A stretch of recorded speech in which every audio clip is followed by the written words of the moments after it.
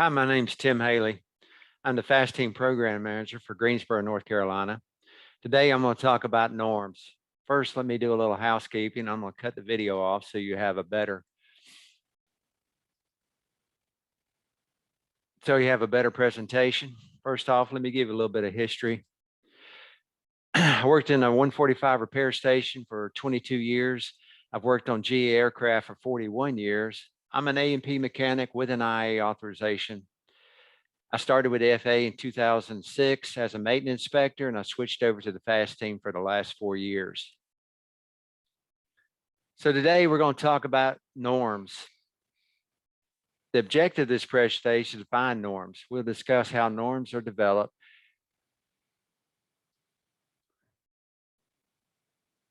the effect of norms have on the organization, how to make things better. I didn't cut my video off. Give me a second.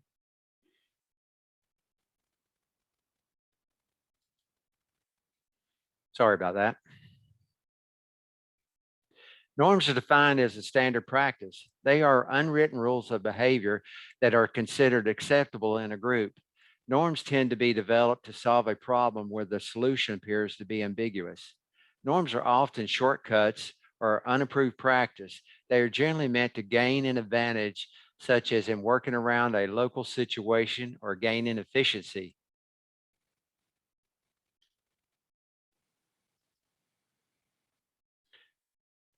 Norms encouraged or tolerated by the group. They have potential to cause damaging errors. When people know what is expected of them, they tend to comply. The Dirty Dozen Human Factors poster series lists norms as one of the workplace influences of human error. Be aware of and use the Dirty Dozen safety nets to help ensure your work is completed properly. Always work as per the instructions or have the instructions changed. Be aware that norms do not make it right. Just because you've always done it doesn't make it right. Norms come in two types. We got positive norms and we got negative norms. Positive norms are effective and appear to have an overall positive impact on the organization. Positive norms can have the effect of improving a process or procedure. Norms of this nature should go through the process of making them an addition or an amendment to the organization's operations after a thorough analysis reveals that there is no adverse consequences or regulatory issues. If you're using procedures in your shop that are not in the manual, then rewrite the manual. Get these included to make your shop more productive.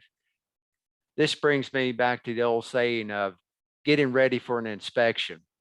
If you have to get ready for an audit or an inspection by the FAA, then you're not following your manual. You need to change the manual to match what you're doing in the shop every day.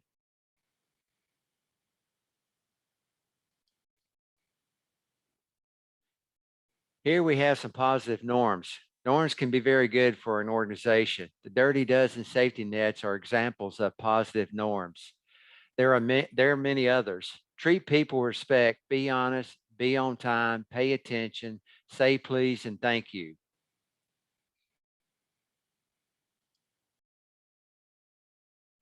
Negative norms have a negative impact on an organization.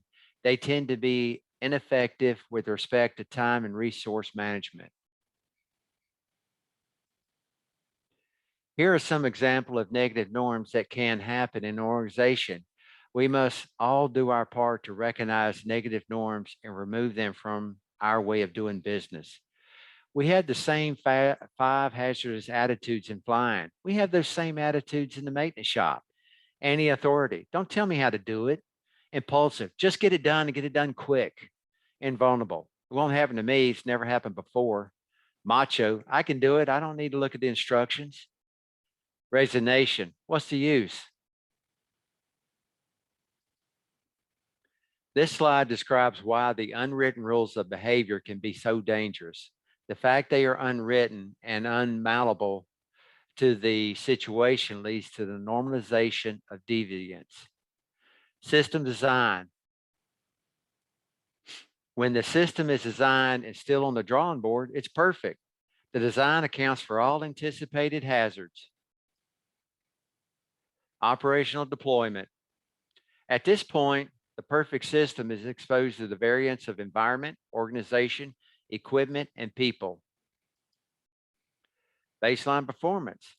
The design calls for a certain baseline performance. Baseline performance is the standard that must be maintained at all times to keep the operation well away of hazards during operation. This performance is defined by laws, rules, policies, and procedures. Operational performance.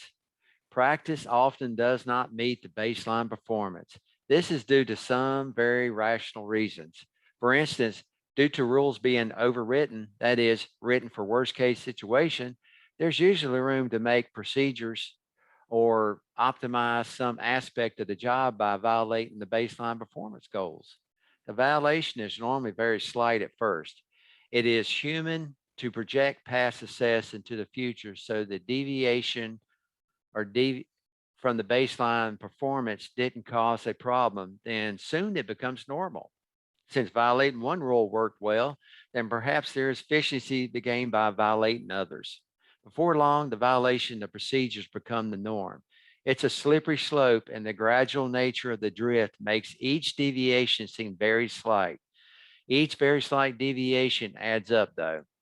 This is reflected in the downward path, the expanding safety grid of the operational performance line. Each slight deviation drives it further and further away from the baseline. While a mismatch between procedures and practice almost always exists, it's never constant. The mismatch can grow over time, increasing the gap between how the system was designed or imagined and how it actually works.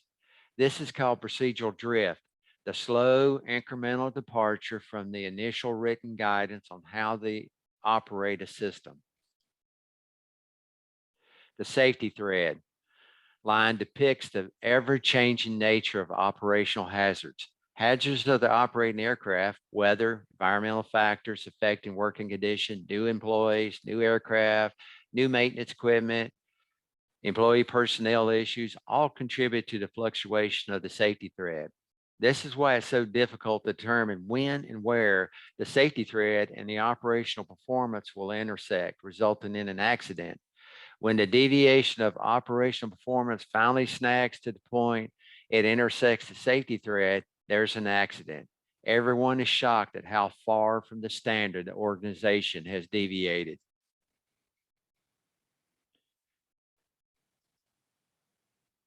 The red arrow depicts the pressure of positive safety norms, the collection of the beliefs, perceptions, and values that employees share in relation to risk within an organization, also known as a safety culture.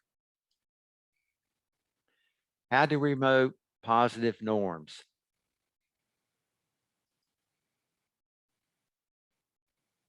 Build a safety first culture in your organization by doing the following. Identify your norms.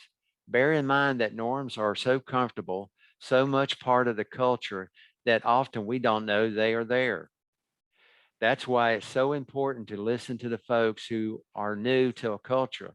They can see issues that have become so ingrained that experienced team members do not notice them. Observations from folks who are new to a culture are very valuable.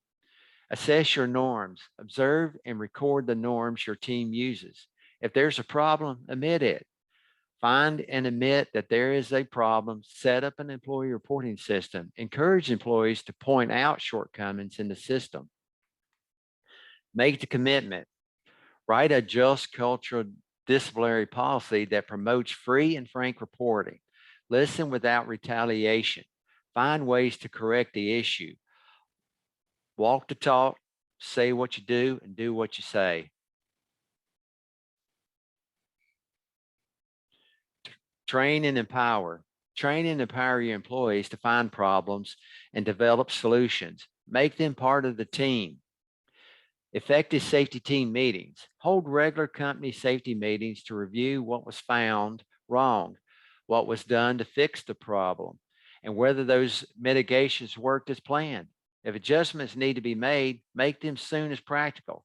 Having a positive safety culture and a place will ensure compliance, thus driving the operational performance procedure drift back towards the baseline performance line. This can be accomplished by discussing the norms and using your influence in the group to change the negative norms.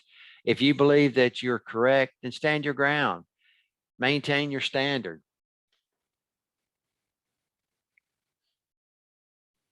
It can take real courage to stand up to the group and point out that the group's norm does not meet the rule or that the published procedure. Bear in mind that a little pain in the present can save a major pain in the future.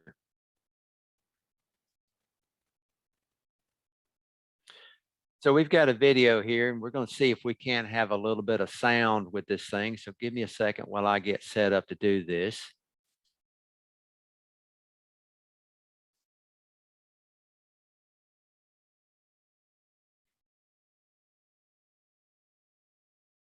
There's no speaking in this video. It's going to be straight. There might be music. So hold on, see if we can do this.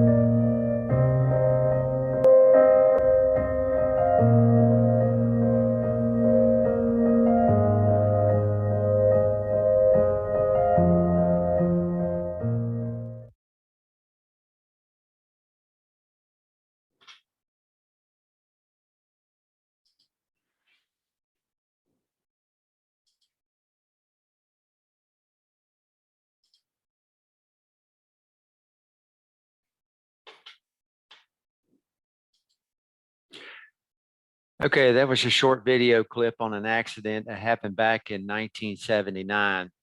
We bring this accident up because it's a good example of things gone wrong in a maintenance shop.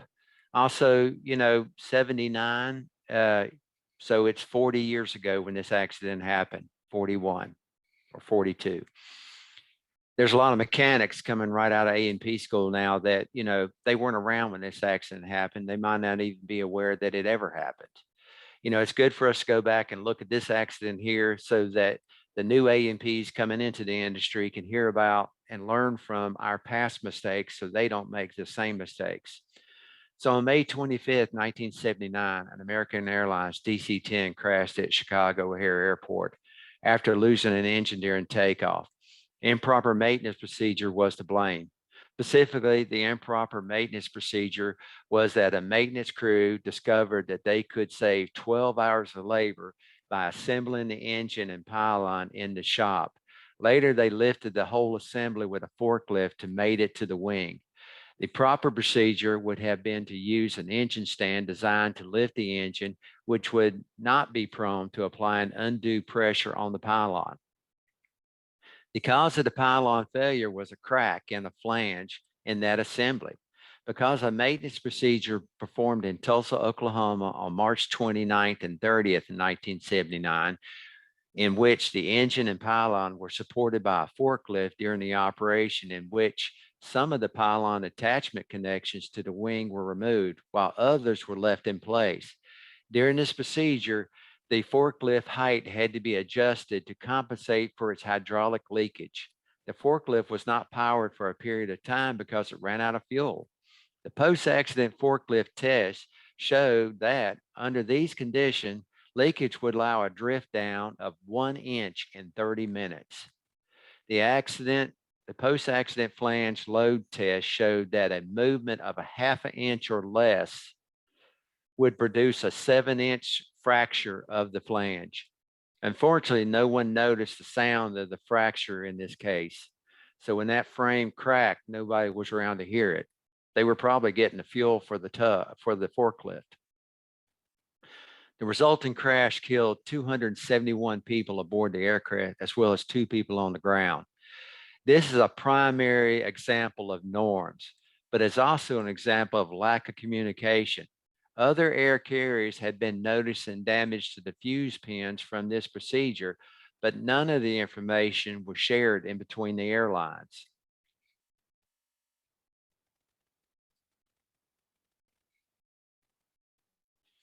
O-rings on a chip detector.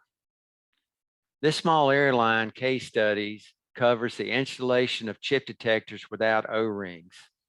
The issue caused the crew to shut down 3 of the 4 engines in flight. Fortunately, the emergency landing ended well. On January 30th, 2018, a BA 146 departed Midland Airport. 15 minutes after takeoff at 5,000 feet, the oil quantity gauge for engine 2, 3, and 4 showed empty, and engine 1 showed nearly empty. Shortly after turning back towards Midland, the low oil pressure warning light for engine 3 illuminated. The crew shut down the engine and declared an emergency as the low oil pressure light for engine 2 and 4 began to illuminate intermittently. With a successful emergency landing, there were no injuries reported to this event. The issue caused the crew to shut down 3 of the 4 engines in flight. Unfortunately, the emergency landing ended well.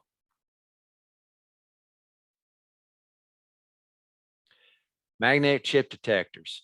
After landing, the captain watched as the crew chief checked the engines. The cowls were covered with oil. Oil spilled on the ground when the cowlings were open. All 4 magnetic chip detectors were removed and found to have no seals. You can see here the arrows pointing to the seal on the chip detector. All 4 magnetic chip detectors found missing the O-ring seals. How could this happen on 4 times on 4 different engines? Well, let's take a look. The investigation revealed that the maintenance shift in question was supposed to have 12 people: the shift manager, 2 supervisors, 3 senior mechanics, 6 maintenance technicians. However, 1 supervisor was home sick and 2 of the senior mechanics had quit.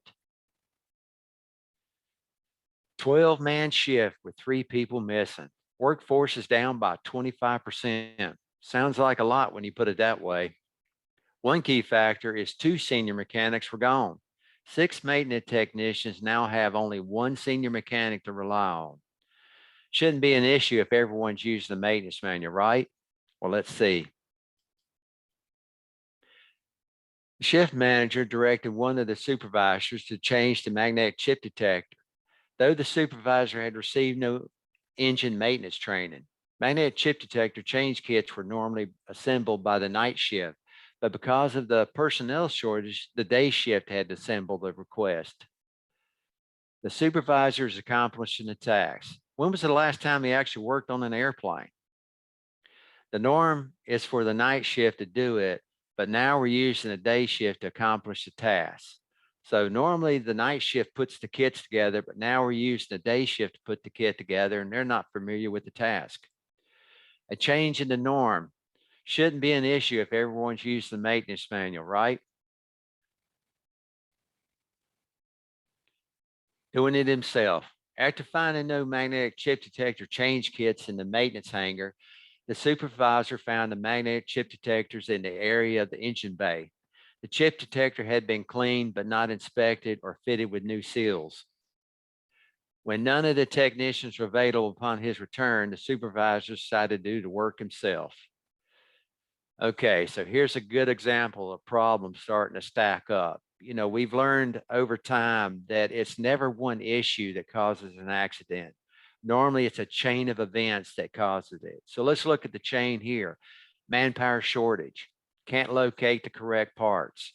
Supervisor doesn't have any training. Can you see the links in the chain starting to add up now? Aircraft maintenance manual. The norm at this location was not to use the maintenance manual for a simple task. So along with other steps missed, the supervisor did not check for a new seals for the magnetic chip detector or operate the engine to check for an oil leak and satisfactory engine operation. Here's a good example of the norms. The norm here was not to use the aircraft maintenance manual for a simple task. But is this really a simple task when the supervisor performing the task has no engine training? Who knows the last time he actually worked on the airplane? They can't find the parts. Regular mechanics are not available.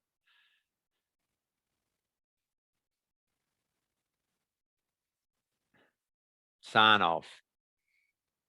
The job card required that the work be signed off by the person who performed the work and by the person who supervised the work. The supervisor asked one of the technicians to sign off the work so he could then sign off as the supervisor. The technician agreed, as this was not the first time he had been asked to do something like this. This was the last task for the aircraft, so it was released to service after the sign off. And in that previous slide, we talked about they didn't do a run up and operational check on it after changing these chip detectors. We did a review of 467 maintenance related accidents, and I was astonished by how many of the accidents we looked at. The mechanics failed to run the airplane or operate the system after working on it. So in this slide here, the mechanic is signing for work they did not do. Does this seem like an issue? So here's a question. What do you think were some of the failure to follow procedure contributing factors in the BA 146 event? You can't select all these. This is not part of the poll. This is a question that I'm asking right here. I want you to think about. So let's think about which one of these four may apply. The job card was improperly signed off. The person who performed the task was not trained to do so. The physical environment under which the task was performed presented challenges. Written procedures were followed, and then the task was performed. So let's think about those for a minute and let's see what we think the answer is.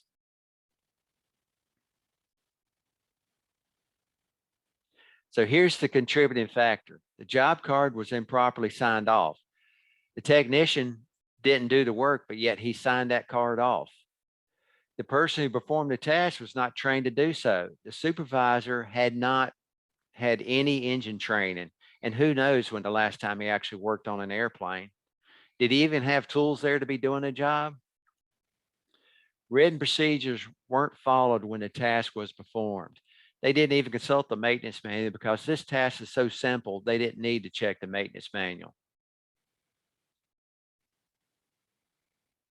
Here's some more questions that are not part of the poll. This is just a knowledge check for things for you to think about.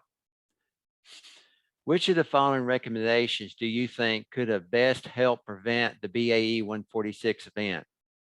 Ensuring that the issues of personnel fatigue is considered when making a task or job assignment. Having an organizational culture that is committed to following written procedures at all times. Retraining day shift workers on how to properly assemble the change kits.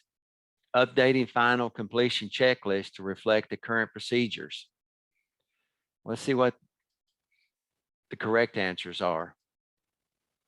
Having an organizational culture that is committed to following written procedures all the time.